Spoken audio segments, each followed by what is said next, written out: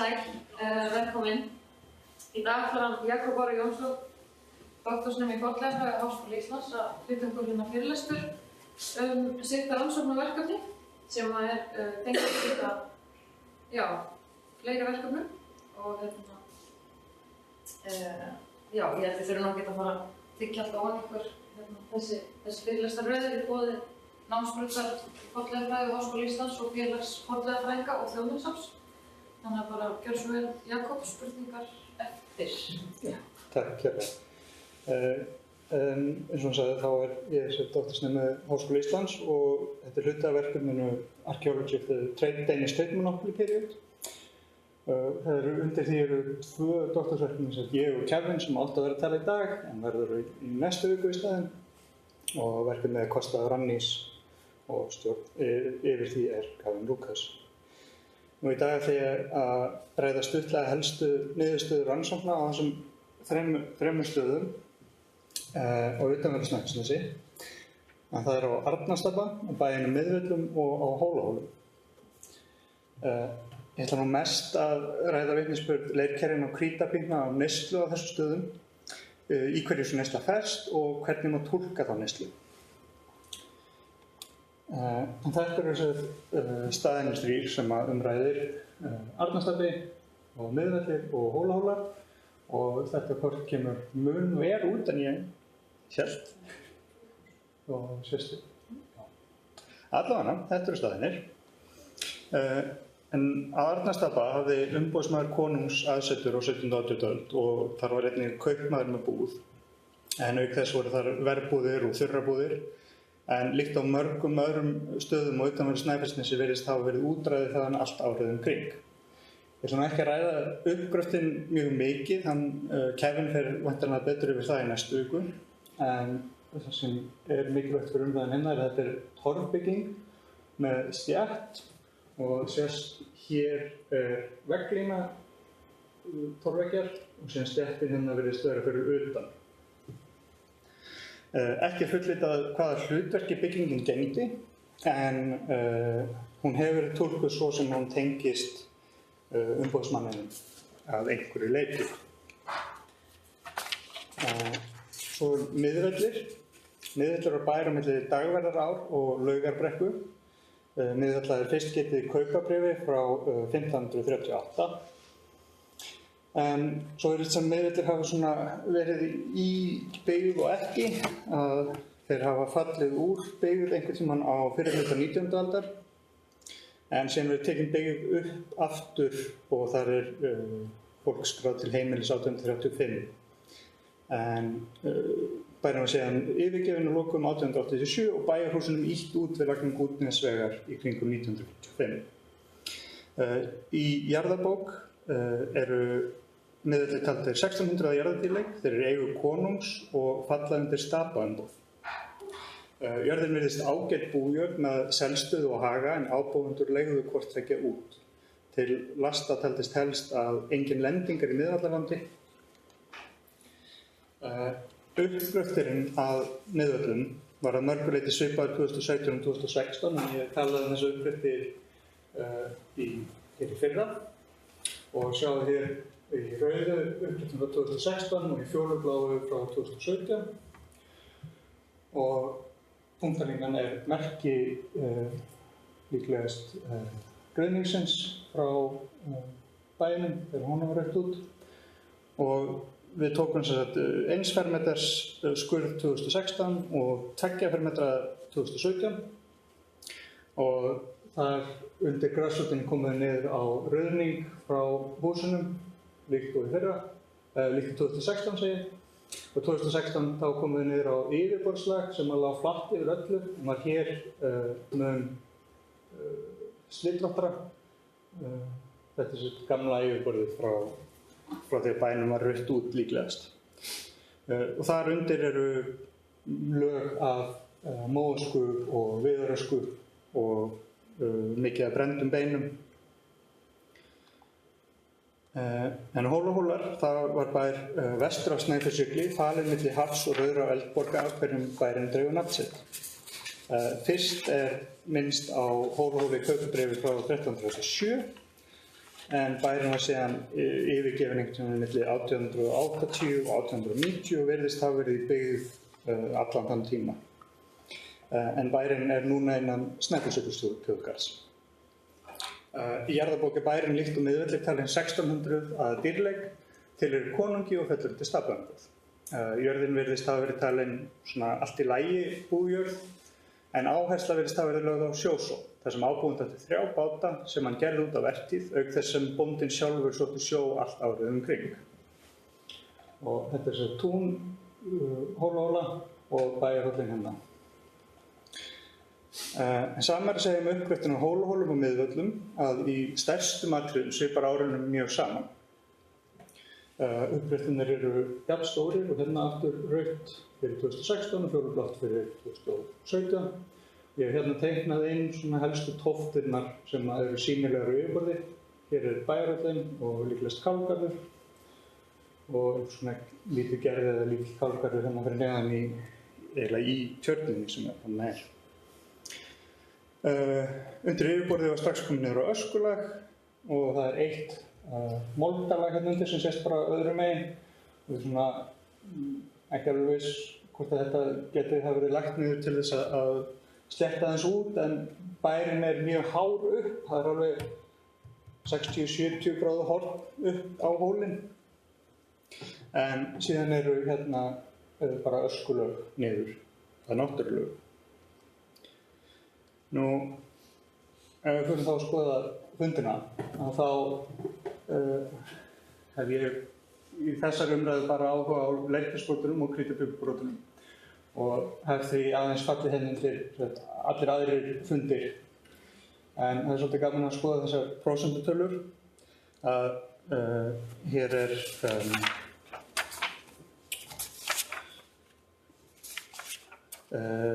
krítarpípubrotin 13%, leirkisbrotin 18% og aðrir fundir 69% allar funda. Og heildarfjöldi funda 248.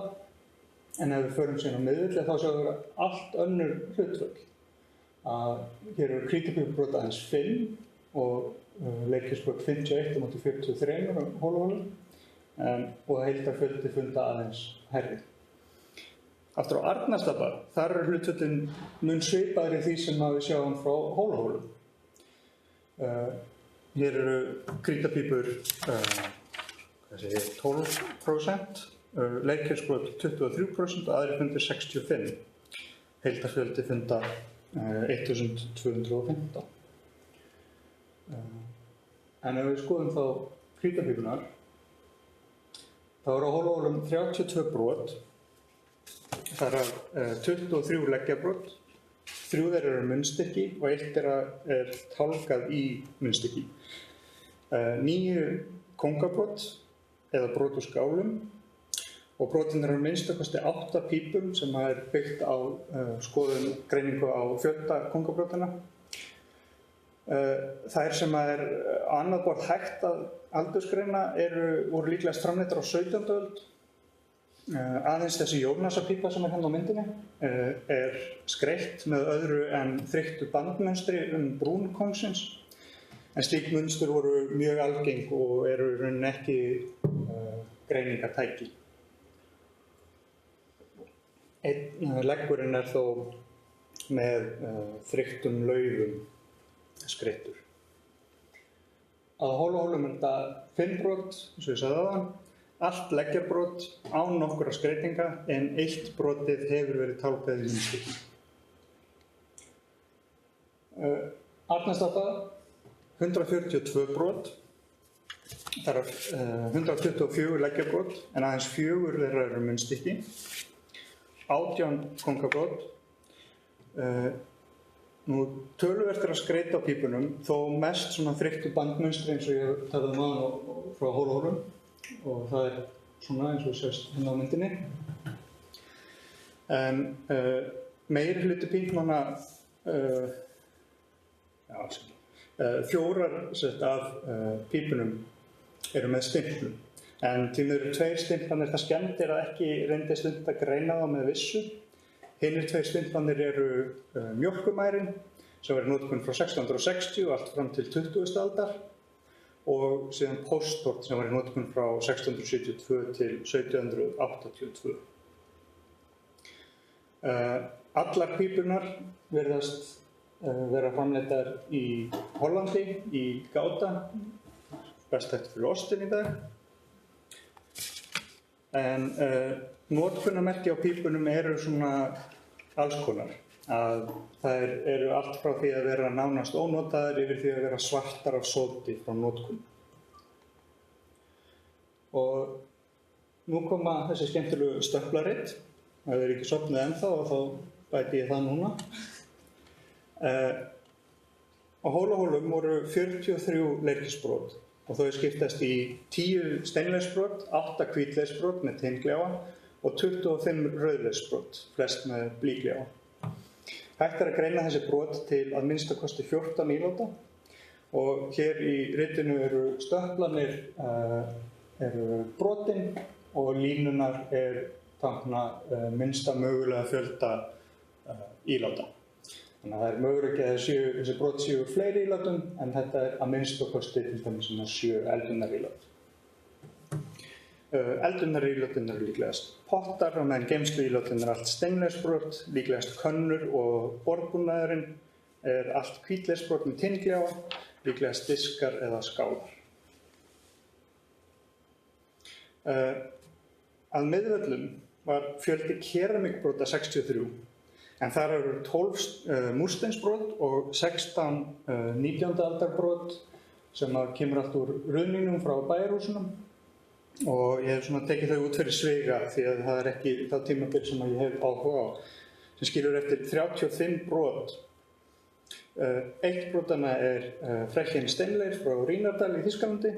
Það eru 3 Fajens hvítleysbrot og 3 önnur óþekkt hvítleysbrot og 28 rauðleysbrot. En eins og við sjáum þá mikill munur á þessum tveimur ritum hérna. Mörg óþekkt brot og mörg brot sem eru greind sem borðbúnaður en fá ílát í þessum flokkum. Að hluta skýrist þetta af gerð safnsins. Flest brotin eru mjög lítil rauðleysbrot án gljáa sem ekki hægt að greina frekar. Og flest brotin sem greint hafa verið borðbúnaður virðast vera úr sama eða mjög svipuðum ílátum. Og hér eru að minnstakosti 6 ílát. Nú, að Arnarstapa, þar myndin síðan önnur. Þar eru fjöldi brota 253, en þar eru 8 sem komu úr lagi með blönduðu nútímaefni. Í því lagi voru 17. aldar brot, 19. aldar brot og plastdolla undan óskajógurt með kaffibragði. Þannig að við tókum þessi 8 brot til hliðar og því eru 245 brot sem eru til greiningar. Langstærsti hlutin rauðleysbrot, 4 brotin eru hvítleir með blýgljáa, 22 hvítleir með tinngljáa og eru það mest fæjansbrot, 17 steinleysbrot, bæði allt virðist vera frá Rínardalnum í Þýskalandi, Frechen og Westerwald bæði. Einnig eru þar 2 brot úr svokölluðum júdapott sem var svartir pottar framleiddir á Jótlandi í Danmörku og 1 postulínsbrot.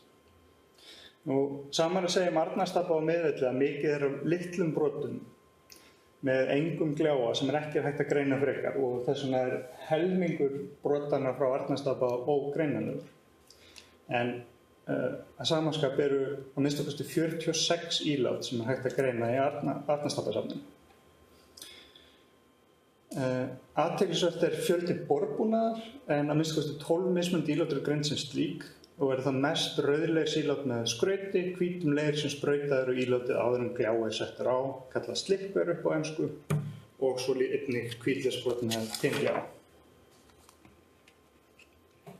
Og það voru engin fleiri stöflarit, ég lofa.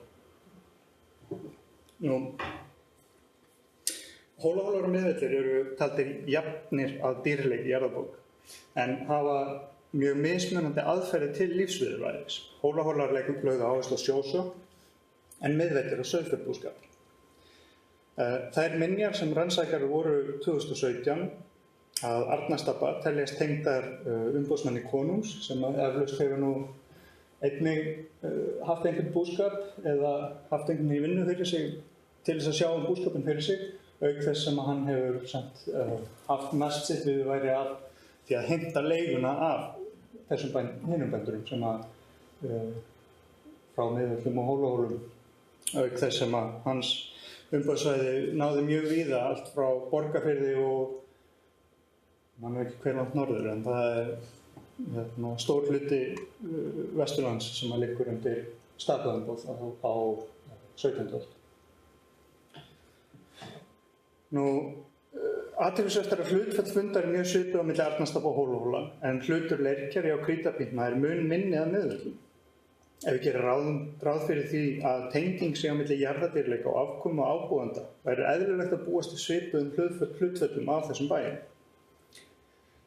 En munurinn mjög greinilegur. Færð pípna að Miðvöllum eða fjöldi þeirra á Hólahólum athyglisverður einn og sér, en segir svo sem ekki mikið. Hægt væri að ímynda sig að það gæti þýtt fátækt að Miðvöllum eða ábúendur þar hafa ekki haft smekk fyrir tóbaki. Þó líklegast að slíkt myndi hverfa í fornleifafræðinni, þar sem að munurinn, svona einstaklingsmunur myndi hverfa undir áhrifum kynslóða.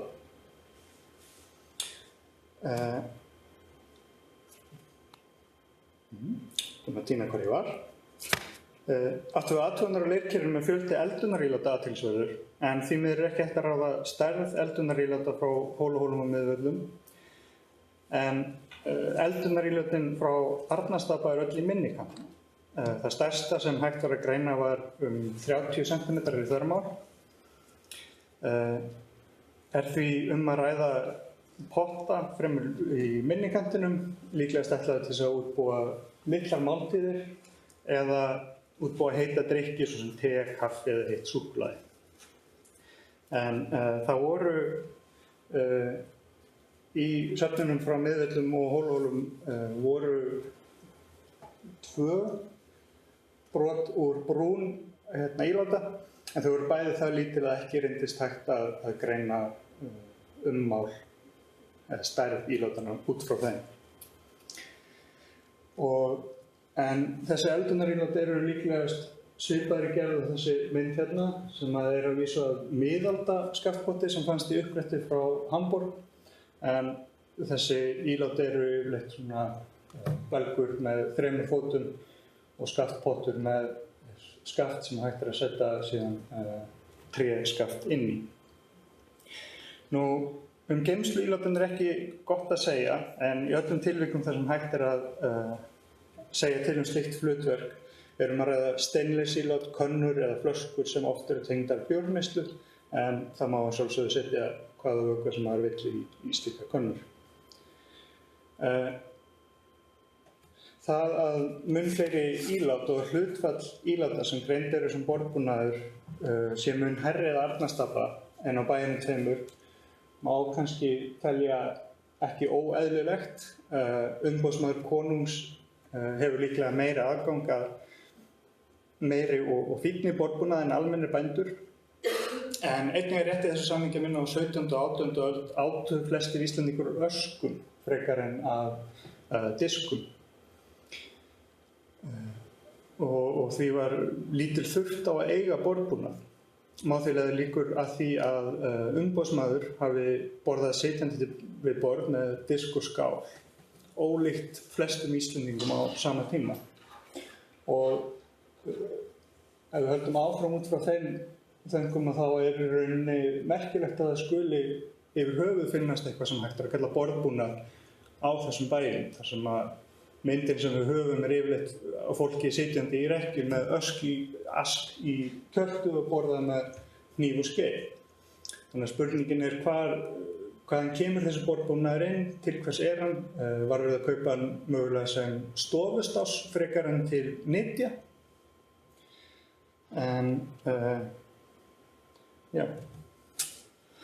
Og þessi diskar eru flestir svona eins og þessi slikkvördiskar hérna á myndinni. Þetta nútíma eftirgerð sem eru fáanlegir í safnbúðinni í Plymouth, ef þið hafa áhuga á því. Leirkerasafn Miðvalla þess virði að skoða frekar, en það að með svo mörg brot greind sem borðbúnað og mörg brot sem virðast úr svipuðu sama ílötu auk fjölda brota sem ekki hægt að greina,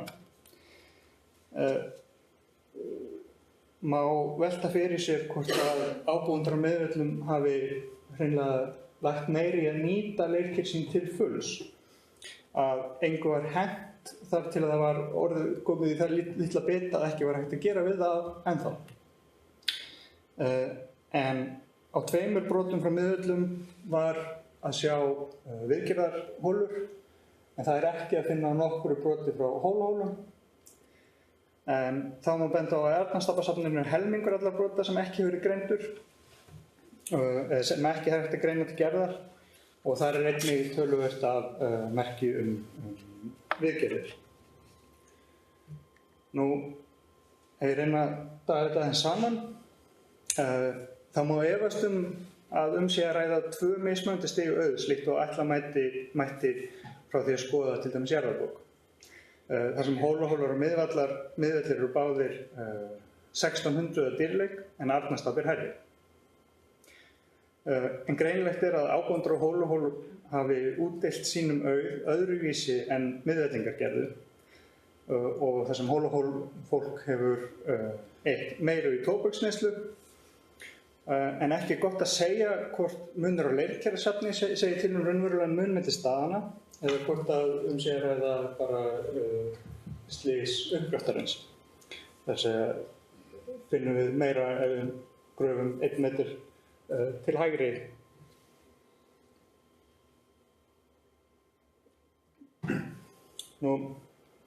Fjöldi krítabíntna nokkuð merkilegur, en erfitt að segja til hvort lítið sé að pípum Miðvöllum eða mikið á hólahólum. Og skiptir þá eiginlega ekki máli hvort að við miðum við fjölda pípna frá Arnarstapa. Aðeins frekari rannsóknir á öðrum bæjum frá sama tíma og svipuðum dýrleika geta svarað þessu. Hve útbreitt tóbaksreykingar voru á þessum tíma. Áhersla á eldunarílát á öllum 3 stöðum með mun meiri borðbúnað að Arnarstapa. Þetta mögulega merki menningarlegan mun að Arnarstapa hafi heimilisfólk umboðsmannsins notaði leirker á hátt sem samtíða Íslendingar hefðu mögulega þekkt sem erlenda hefð og ekki sem íslenska. Fjöldi ógreinilegra brota frá Arnarstapa ekki gott að eigna mikilli nýtingu vegna umhugsunar nýtingu auðs, líkt og væri hægt að gera á Miðvöllum. Það að segja, ef pottur brotnar á bæ umboðsmanns konungs, má gera ráð fyrir þessi einföldara fyrir hann að verða sér út nýjan en á mörgum öðrum. Skýrist það þá hugsanlega því að Arnarstapa getur verið að ræða fleiri en 1 heimilishald, það að segja bæði heimilishald umboðsmanns og vinnufólks. Einnig hægt að skýra þennan mun með því að uppgriftunar á hólahólum og Miðvöllum fóru fram á Öskuhaug, en uppgriftunar á Arnarstapa snerist að mest stétt utan við torfbyggingu. Brotni ílát á slíkri stétt má ímynda sér að stærstu brotin séu tekin saman og hent í Öskuhaug, en minni brotin séu skilin eftir og tröðkuð niður. Og það geti þá útskýrt þessi ógreinilegu brot. En af þessari stuttu umræðu ljóst að á mörgu eftir að taka og þurft á frekari rannsóknum bæði á svona almennum bæjum, þessum litlu bóndabæjum og þessum stærri bæjum þar sem við getum leitt líkur á því að ríkara fólk, auðugra fólk hafi búið. Og til dæmis góð spurning þetta með til hvers voru diskarnir og borðbúnaðurinn frá bæjunum, og ljóst að það ennþá spurningar borðhætti Íslendinga á 17. og 18. öld sem að við vitum ekki svörum við. En ég ætla að segja þetta gott og þakka fyrir mig, enda með þessari fallega mynd af Ólafur.